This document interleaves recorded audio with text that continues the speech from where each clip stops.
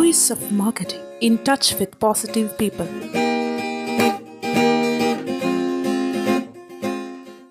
Power of retailer എല്ലാ സൺഡേയും publish ചെയ്യുന്ന എപ്പിസോഡിലേക്ക് എല്ലാവർക്കും സ്വാഗതം. എങ്ങനെയാണ് ഒരു എ ക്ലാസ് ഷോപ്പിന്റെ ജനനം, എങ്ങനെയൊക്കെ ഒരു ബി ക്ലാസ്സിൽ നിന്ന് എ ക്ലാസ്സിലേക്ക് കൺവേർട്ട് ചെയ്യേണ്ടി വരും, അല്ലെങ്കിൽ സി ക്ലാസ്സിൽ നിന്ന് എ ക്ലാസ് ഷോപ്പിലേക്ക്, എ ക്ലാസ് റീറ്റെയിൽ ഷോപ്പിലേക്ക് എങ്ങനെ നമുക്ക് കൺവേർട്ട് ചെയ്ത് പ്രൊമോട്ട് ചെയ്യാൻ പറ്റും, അതിനെ കുറിച്ചിട്ട് ഒന്ന് സംസാരിക്കാമെന്ന് വിചാരിക്കുന്നു. എല്ലാ റീറ്റെയിലറുടെയും സ്വപ്നമായിരിക്കും, ഒരു ചെറുതായിട്ടിരിക്കുന്ന എല്ലാ റീറ്റെയിലർ ഷോപ്പുകളുടെയും ഒരു സ്വപ്നമായിരിക്കും നാളെ അല്ലെങ്കിൽ ഒരു 2 നിലയുള്ള ഒരു വലിയ റീറ്റെയിൽ ഷോപ്പായിട്ട് ഇവിടെ ഇരിക്കാൻ പറ്റണം, അല്ലെങ്കിൽ 3 നിലയുള്ള റീറ്റെയിൽ ഷോപ്പായിട്ട് ഇരിക്കാൻ പറ്റണം, സ്റ്റാഫുകൾ കൂടുതൽ വേണം, ബ്രാൻഡഡ് പ്രോഡക്റ്റുകൾ കൂടുതൽ ചെയ്യണം. പൈസയ്ക്ക് വേണ്ടി ഓരോരുത്തരും ഷോപ്പിലേക്ക് വരുമ്പോൾ അവർക്ക് കൃത്യമായിട്ട് പേയ്മെന്റ് കൊടുക്കാൻ സാധിക്കണം. ഈ പേയ്മെന്റ് കൊടുക്കുക എന്നുള്ള കാര്യത്തിന് കുറച്ചുകൂടി ഇമ്പോർട്ടൻ്റ് ഉണ്ട്. ഒരു എ ക്ലാസ് ഷോപ്പിന്റെ ക്വാളിറ്റികൾ എന്തൊക്കെയാണ്?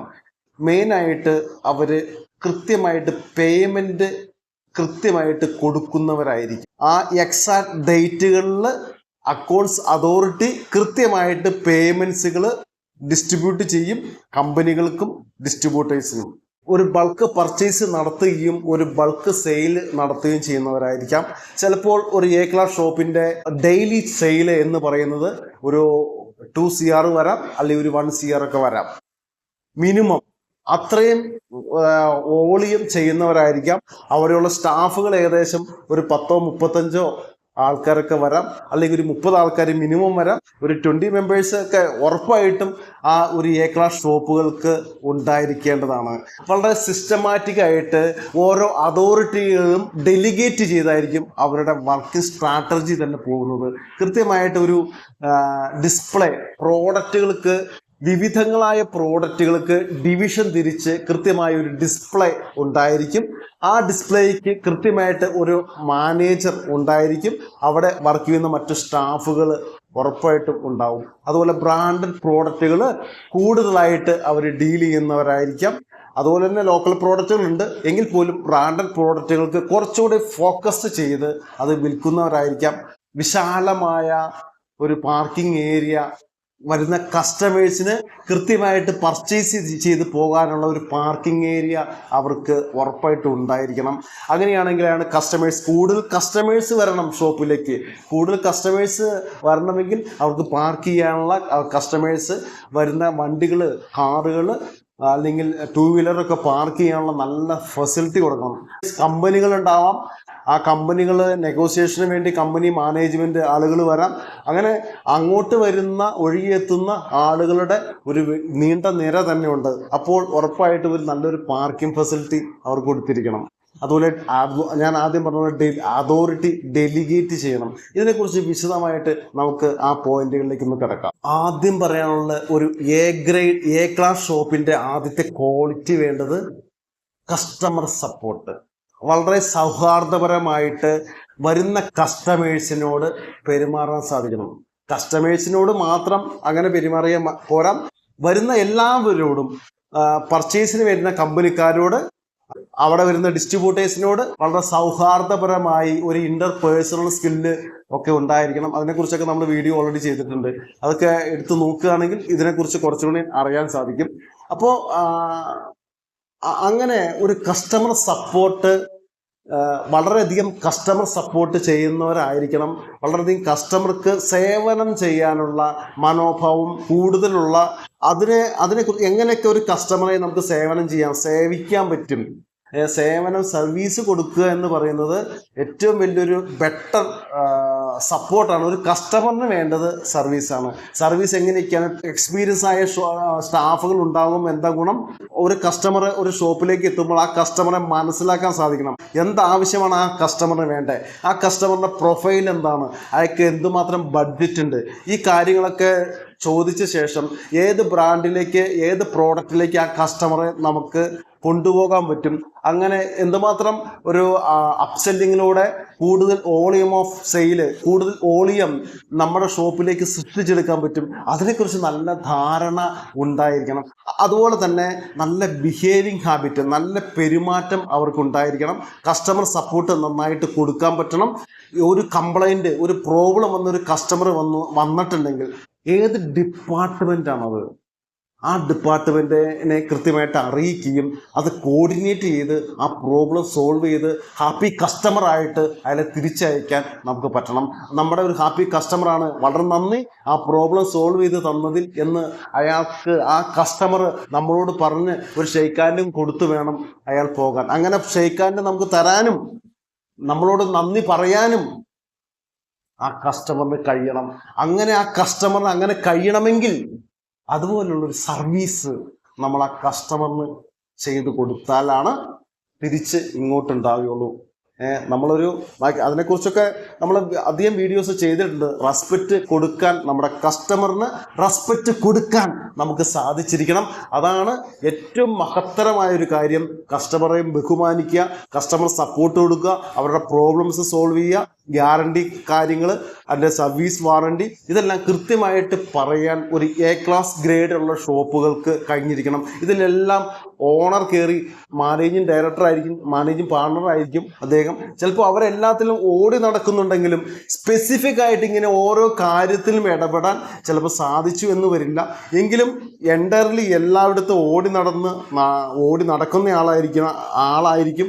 പലപ്പോഴും പറഞ്ഞു കേട്ടിട്ടുണ്ട്, സ്റ്റാഫുകളെക്കാൾ കൂടുതൽ അതിൻ്റെ മാനേജിങ് പാർട്ണർക്കും അതിൻ്റെ പാർട്ട്നേഴ്സിനും ഒരു പ്രോഡക്റ്റ് ചിലപ്പോൾ ഒരു സ്റ്റാഫ് എവിടെ ഇരിക്കുന്നു എന്ന് അറിയാൻ വേണ്ടി സെർച്ച് ചെയ്തുകൊണ്ട് തപ്പിക്കൊണ്ട് ചിലപ്പോൾ നടന്നു എന്ന് വരാം. പക്ഷേ ഓണർ അവിടെ ഉണ്ടെങ്കിൽ അയാൾക്കറിയാം ആ ഷോപ്പിൻ്റെ ഏതൊക്കെ ഭാഗങ്ങളിൽ ഏതൊക്കെ പ്രോഡക്റ്റ് വച്ചിട്ടുണ്ട് എന്നുള്ളൊരു ധാരണ ആ ഓണർക്ക് പലപ്പോഴും ഉണ്ടായിട്ടുണ്ട്. അങ്ങനെയുള്ള അനുഭവങ്ങൾ പലരും പറഞ്ഞു കേട്ടിട്ടുണ്ട്.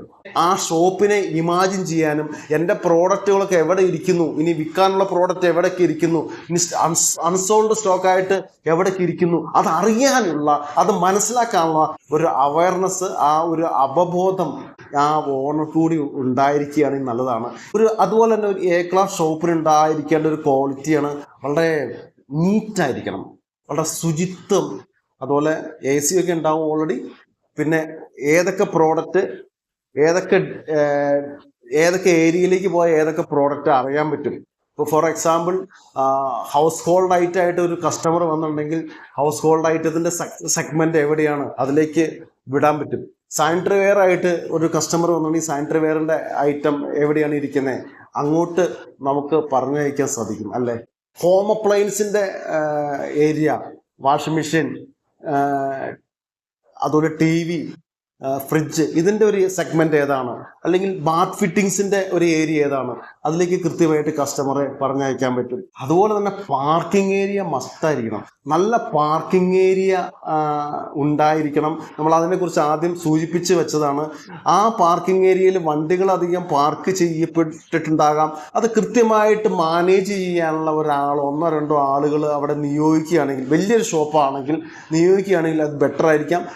കൃത്യമായിട്ട് പാർക്ക് ചെയ്താൽ മാത്രമാണ് എല്ലാവർക്കും വണ്ടി പാർക്ക് ചെയ്യാൻ പറ്റുള്ളൂ. അലസമായി പാർക്ക് ചെയ്തിട്ടുണ്ടെങ്കിൽ അത് വലിയ പ്രശ്നമാവും.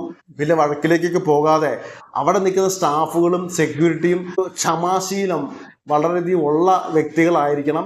വളരെയധികം ക്ഷമയും സഹനശക്തിയൊക്കെ ഉള്ള വ്യക്തികളായിരിക്കണം പാർക്കിംഗ് ഏരിയയിൽ നിൽക്കേണ്ടത്. കാരണം കസ്റ്റമർ പല രീതിയിലും പല ഭാവത്തിലും പല സ്വഭാവങ്ങളും ഉള്ളവരാണ്.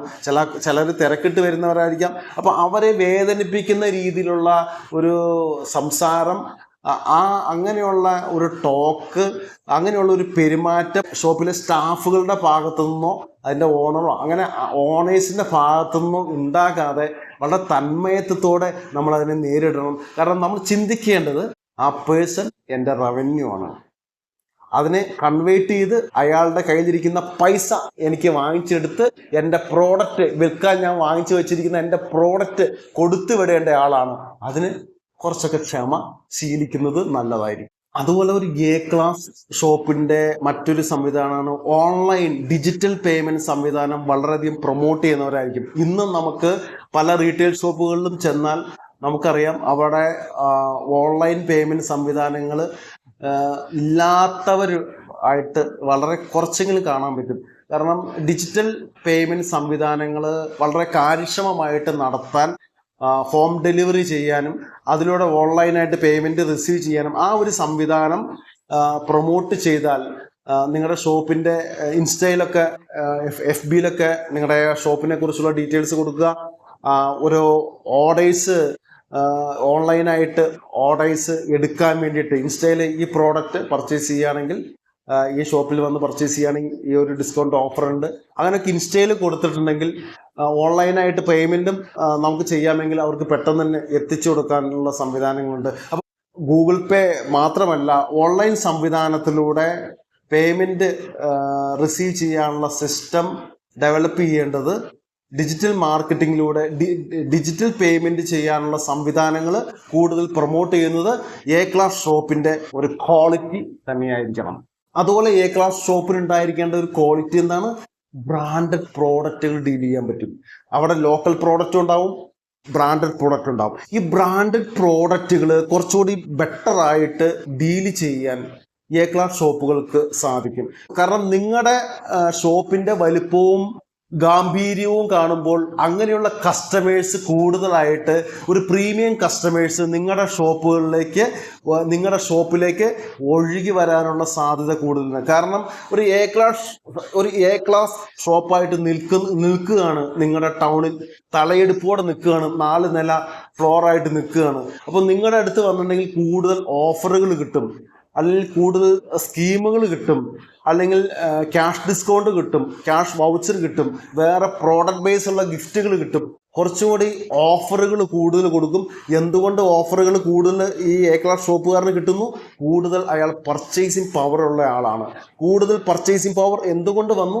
അയാളുടെ പേയ്മെൻറ്റ് സിസ്റ്റം ഓക്കെയാണ്. ഒരു കമ്പനി ആയാലും ഡിസ്ട്രിബ്യൂട്ടർ ആയാലും ഫ്രീ ഫീൽ ആയിട്ട് പ്രോഡക്റ്റ് കൊടുക്കണമെങ്കിൽ അതുപോലെ പേയ്മെൻറ്റും അങ്ങോട്ട് വരണം.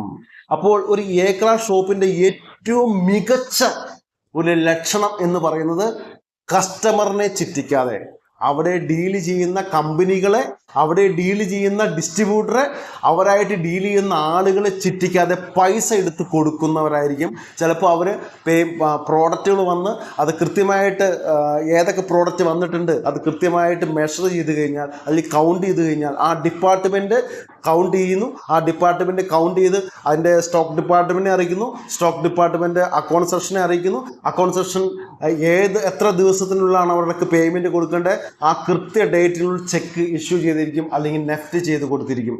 ആ ഒരു സംവിധാനമാണ് ഒരു എ ക്ലാസ് ഷോപ്പിലേക്ക് ഒരു കമ്പനി കടന്നു വരാനുള്ള കാരണവും, ഒരു വലിയ വലിയ ബ്രാൻഡഡ് പ്രോഡക്റ്റുകൾ കടന്നു വരാനുള്ള കാരണവും, നല്ല ഡിസ്ട്രിബ്യൂട്ടേഴ്സ് കടന്നു വരാനുള്ള കാരണവും കൃത്യമായിട്ട് പേയ്മെൻറ്റ് സംവിധാനം അവർക്ക് ഉള്ളത് കൊണ്ടാണ്.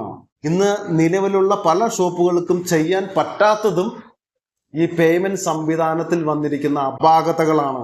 പേയ്മെൻറ്റ് കൃത്യമായിട്ട് കൊടുക്കുക, ഒരു വലിയൊരു ബൾക്ക് വോളിയമോ സെയിൽ ഡിസ്ട്രിബ്യൂട്ടേഴ്സിനും കമ്പനിക്കും കൊടുക്കുമ്പോൾ ഇതുപോലുള്ള എ ക്ലാസ് ഷോപ്പുകളിൽ കൂടുതൽ ഫോക്കസ് ചെയ്യാൻ ഒരു ഡിസ്ട്രിബ്യൂട്ടർ ആയാലും കമ്പനി ആയാലും ശ്രമിച്ചു കൊണ്ടിരിക്കും. കാരണം അവർക്ക് പേയ്മെൻറ്റ് ഒന്നിച്ച് കിട്ടുന്നുണ്ട്. അത് മാത്രമല്ല, നല്ല സെയിൽ അവിടെ നടത്തുന്നുണ്ട്. നല്ല സെയിൽ നടത്താനുള്ള കാരണം കൂടുതൽ കസ്റ്റമേഴ്സ് അങ്ങോട്ട് അട്രാക്ട് ചെയ്യുന്നുണ്ട്. കൂടുതൽ കസ്റ്റമേഴ്സ് അട്രാക്ട് ചെയ്യാൻ കാരണം നല്ല ഒരു ഈ പറഞ്ഞ ക്വാളിറ്റികൾ, ആദ്യം പറഞ്ഞ ക്വാളിറ്റികളൊക്കെ ഉള്ളവരാണ്.